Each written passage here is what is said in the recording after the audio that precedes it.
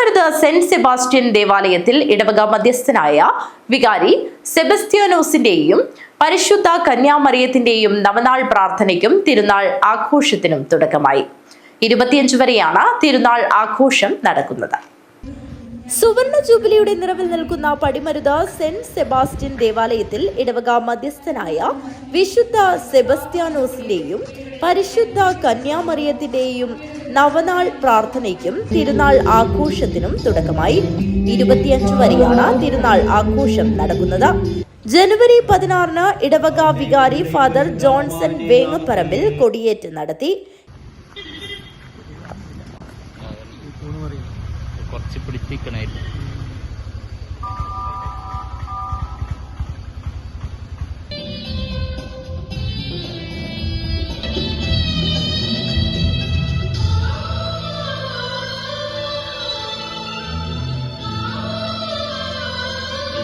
ഇരുപത്തിമൂന്ന്, 24, 25 ദിവസങ്ങളിലാണ് പ്രധാന തിരുനാൾ.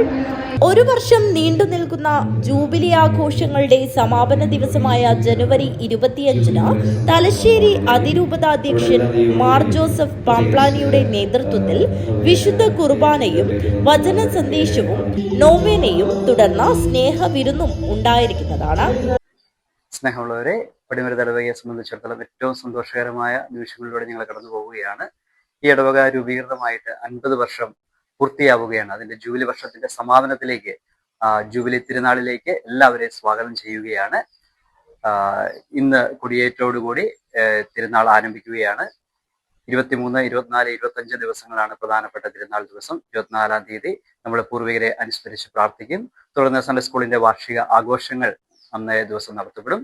24-ാം തീയതി പ്രധാന തിരുനാൾ ദിവസം അഭിവന്യ ജോർജ് ഞറക്കാട്ട് പിതാവ് കുർബാന അർപ്പിച്ച് സന്ദേശം നൽകും.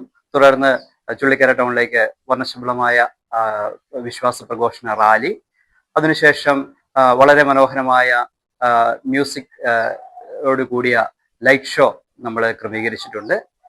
25-ാം തീയതി സമാപനം. ഉച്ചയ്ക്ക് തലശ്ശേരി അതിരൂപതയുടെ അധ്യക്ഷനായിരിക്കുന്ന ജോസഫ് പാംപ്ലാനി പിതാവ് വിശുദ്ധ കുർബാന അർപ്പിച്ച് സന്ദേശം നൽകുന്നതാണ്.